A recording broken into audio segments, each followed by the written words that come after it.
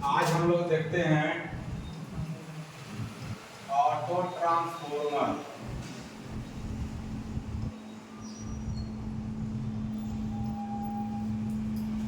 ठीक है,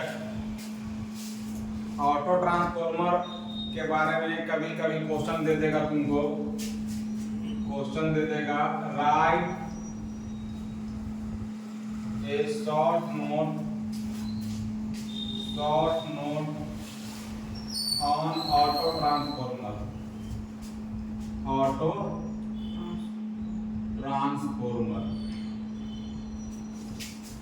ट्रांसफॉर्मर के बारे में कभी कभी शॉर्ट नोट वाला क्वेश्चन एग्जाम में देता है, ठीक ना। तो चलो 10 मिनट में इसको भी क्लियर कर ले, समझ ले, थोड़ा एक बेसिक आइडिया दिमाग में रहेगा। ठीक है, ऑटो कहने का मतलब होता है सिंगल।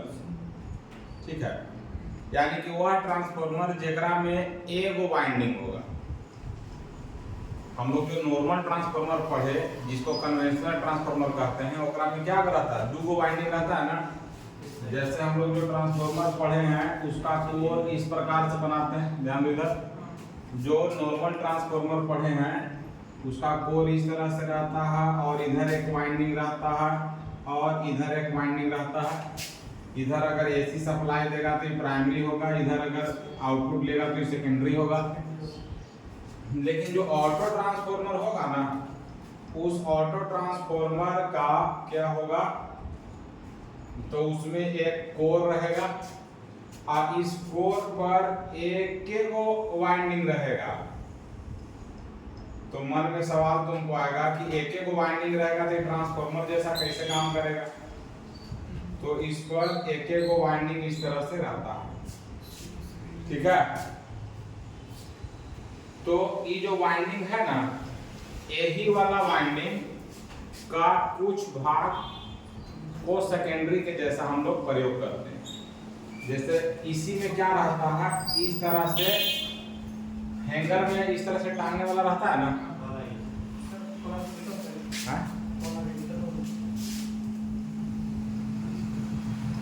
हैंगर में इस तरह से टांगने वाला रहता है कि नहीं रहता, रहता है ना।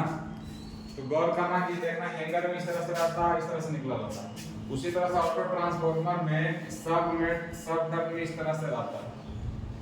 तो देखने में खराब ना लगे इसलिए हम सब जगह नहीं बना रहे। मान लो आप यहाँ पर बना दिए और यहाँ पर बना दिए, तो जो इस तरह से बना रहता है उसको टैपिंग बोला जाता है। जो हैंगरवा में टांगने वाला रहता है उस तरह से जो यहाँ बना हुआ है उसको क्या बोलते हैं, उसको बोलते हैं हम लोग टैपिंग। टाइपिंग नहीं, टैपिंग। तो एकरा में हम लोग इधर तार कनेक्ट कर दो और इधर क्या कर दो, लोड लगा दो। तो यहाँ से लेके यहाँ तक का जो टर्न हुआ, मतलब इसी का इतना भाग जो हुआ वो किसके जैसा काम कर रहा है, सेकेंडरी के जैसा काम कर रहा है। किसके जैसा काम कर रहा है, सेकेंडरी के जैसा काम कर रहा है। और इसका यहाँ से लेके यहाँ तक जो पूरा का पूरा है वो किसके जैसा भाग कर रहा है, प्राइमरी के जैसा काम कर रहा है कि नहीं। और अभी देखो तो प्राइमरी का टर्न ज्यादा है कि नहीं है ना। प्राइमरी में लेके यहाँ से यहाँ तक टर्न है। प्राइमरी के टर्न को मान लो कि N1 कर रहे हैं और सेकेंडरी का टर्न यहाँ से यहाँ तक है, इसको मान लो हम क्या कर रहे हैं, N2 कर। तो प्राइमरी का टर्न इतना मानी है, सेकेंडरी का टर्न इतना है। तो ये अभी फिलहाल स्टेप अप है क्या स्टेप डाउन है, स्टेप डाउन के जैसा, क्योंकि इनपुट हम ज्यादा टर्न को दे रहे हैं, इनपुट ज्यादा को दे रहे हैं और आउटपुट हम कम ले रहे हैं। तो ज्यादा टर्न के साथ अगर इनपुट कनेक्टेड है तो स्टेप डाउन, और ज्यादा टर्न के साथ अगर आउटपुट कनेक्टेड है तो स्टेप। तो इसी ट्रांसफॉर्मर को अगर हमको मान लो स्टेप अप बनाना रहे, इसी ट्रांसफॉर्मर को अगर मान लो हमको स्टेप अप बनाना रहे तो हम लोग क्या करेंगे, तो इधर हम लोग क्या लगा देंगे, लोड लगा देंगे और इधर हम लोग क्या लगा देंगे, इधर हम लोग लगा देंगे एसी सप्लाई लगा देंगे, है कि नहीं, एसी सप्लाई लगा देंगे। बात समझ में आया? तो देखो सबसे पहले डिफरेंस को समझो, टू वाइंडिंग ट्रांसफॉर्मर और ऑटो ट्रांसफॉर्मर, दोनों में अंतर समझ में आया? टू वाइंडिंग ट्रांसफॉर्मर और ऑटो ट्रांसफॉर्मर में यही अंतर है कि ऑटो ट्रांसफॉर्मर में एक को बाइंडिंग रहता है और वही बाइंडिंग में ढेर हर जगह पर क्या रहता है, टैपिंग किया रहता है, और उसी टैपिंग में दूसरा का लोड को कनेक्ट कर देगा तो तुम्हारा ट्रांसफॉर्मर कैसा होगा।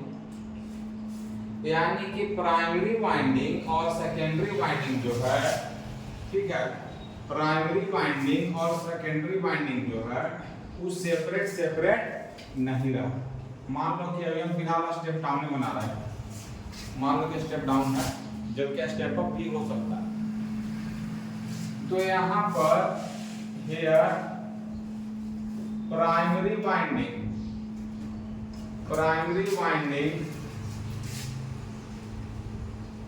and secondary winding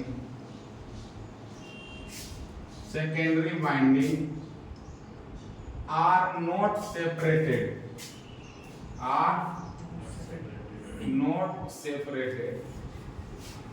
मतलब दोनों अलग अलग नहीं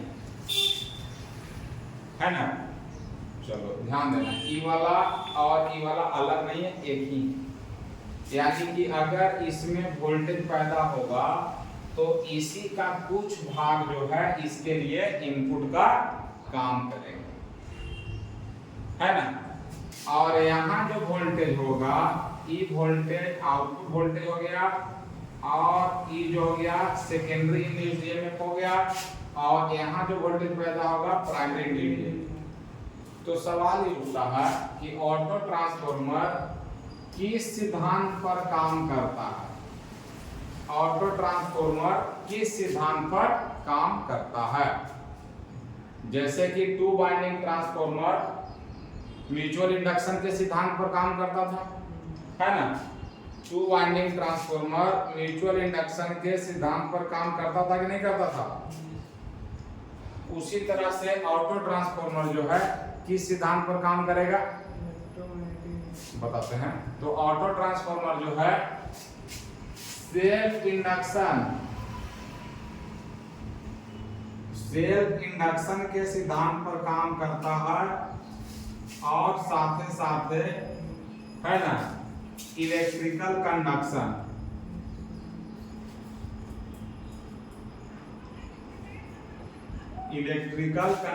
के सिद्धांत पर भी काम करता है। सेल्फ इंडक्शन और इलेक्ट्रिकल कंडक्शन किस सिद्धांत पर काम करता है, इसका मतलब ये हुआ कि इनपुट से आउटपुट में कैसे बदलता, आउटपुट में हमको वोल्टेज कैसे मिलता, है ना।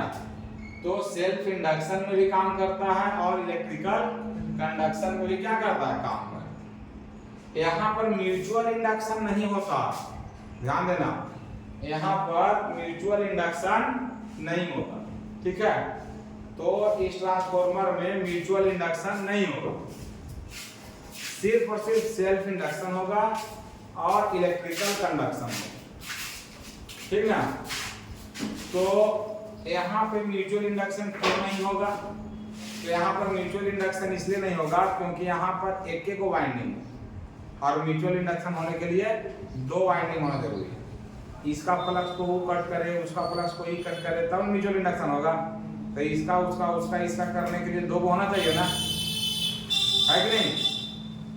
तो यहाँ पर तो दो को है नहीं, यहाँ पर तो एक को है और एक को है, इसका मतलब क्या होगा, सेल्फ इंडक्शन। यानी कि यही कॉइल में जब करंट होगा, मतलब यहाँ से सप्लाई देंगे तो एकरा में करंट होगा, तो वेरिएबल एसी वेरिएबल क्या होगा, तुम्हारा फ्लक्स पैदा होगा और वही फ्लक्स इस कॉइल को कट करेगा। और चूंकि इसी कॉइल का फ्लक्स है और इसी को कट कर रहा है, इसीलिए हम क्या बोल रहे हैं, सेल्फ इंडक्शन बोल रहे हैं। तो यहाँ सेल्फ इंडक्शन केवल होता है, म्यूचुअल इंडक्शन नहीं होता, क्लियर है।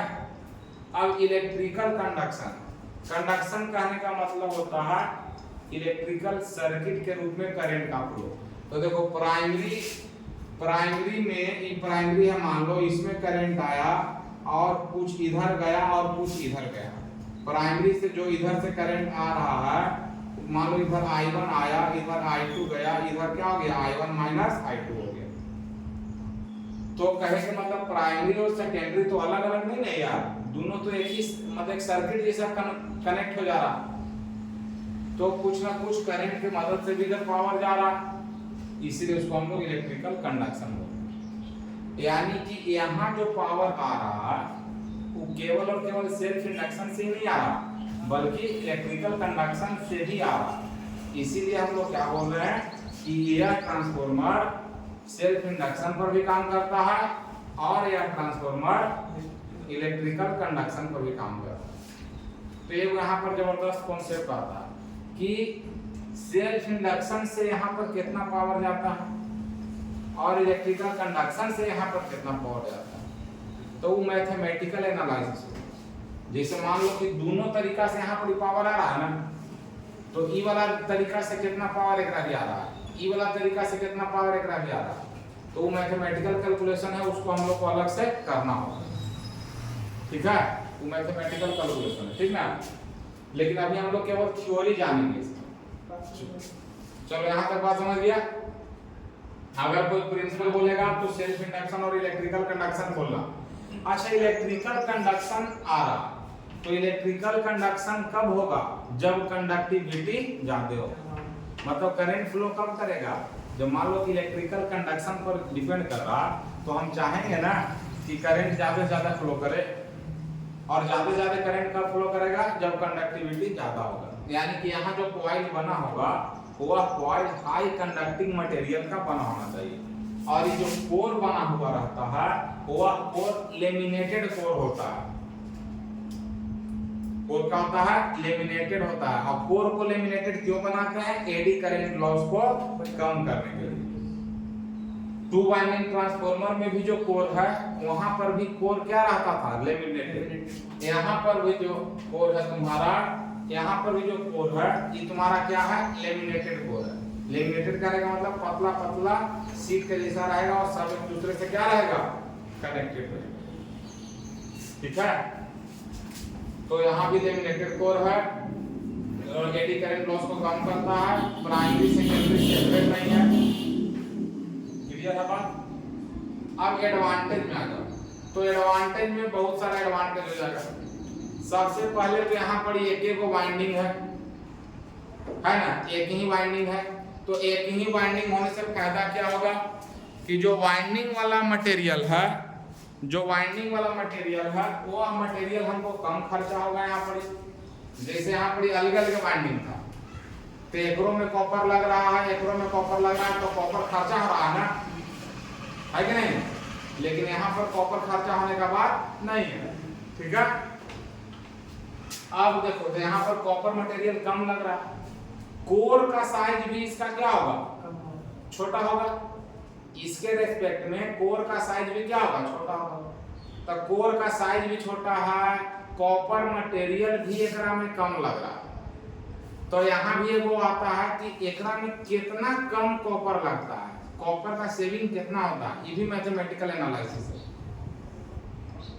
मतलब एक कैलकुलेशन होता है कि ऑटो ट्रांसफार्मर में कॉपर मटेरियल का मात्रा बच रहा है, कॉपर मटेरियल का अमाउंट का सेविंग हो रहा है, बचत हो रहा है, तो कितना बचत होता है, टू वाइंडिंग ट्रांसफार्मर से कितना बचत होता है, जाएगा तो। ठीक है, 5 मिनट लगेगा, ऐसे 5 मिनट लगेगा। तो देखो ध्यान दो, इसका कोर जो है, कोर का साइज भी छोटा है, जो कॉपर का यहाँ वायर यूज हो रहा है उसका भी मटेरियल कम है, यहाँ पर लग रहा है। ठीक ना, तो इसका ओवरऑल साइज क्या हो जाएगा, छोटा हो जाएगा। अब देखो ट्रांसफार्मर में लॉस कितना में होता है, वाइंडिंग में लॉस होता है और कोर में लॉस होता है। कोर लॉस को आयरन लॉस करते हैं, तो कोर का साइज छोटा और वाइंडिंग मटेरियल भी कम, तो लॉसेस इसमें क्या होगा, कम होगा। और लॉसेस किसी भी मशीन का कम होगा तो उसका एफिशिएंसी क्या होगा, ज्यादा होगा। लॉसेस अगर किसी भी मशीन का कम होगा लॉसेस अगर किसी भी मशीन का कम होगा तो उसका एफिशिएंसी क्या होगा, ज्यादा होगा, है कि नहीं। यानी कि तुम्हारा जो ऑटो ट्रांसफॉर्मर है इसका एफिशिएंसी क्या होगा, ज्यादा होगा। एफिशिएंसी ज्यादा होगा, साइज छोटा होगा, हल्का होगा, है ना, कोस्ट भी इसका कम होगा, लॉसेस भी इसमें कम होगा। क्या बोल रहे बता दें, ठीक ना। तो ये तो समझ एडवांटेज।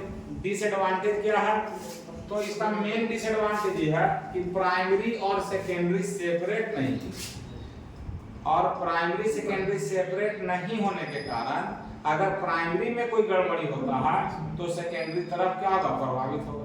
सेकेंडरी तरफ कोई गड़बड़ी होता है तो प्राइमरी क्या होगा, प्रभावित होगा। तो इसका मेन गड़बड़ी क्या है, प्राइमरी और सेकेंडरी का सेपरेट न होना इसका सबसे बड़ा डिसएडवांटेज है, ठीक ना। प्राइमरी और सेकेंडरी अलग अलग नहीं है, इसका सबसे बड़ा क्या है, डिसएडवांटेज। चलो ये समझ गया। अब सुनो एप्लीकेशन। तो एप्लीकेशन इसका 5th सेमेस्टर में पढ़ेगा इंडक्शन मोटर, फिर वहां पर पढ़ेगा starting method of induction motor.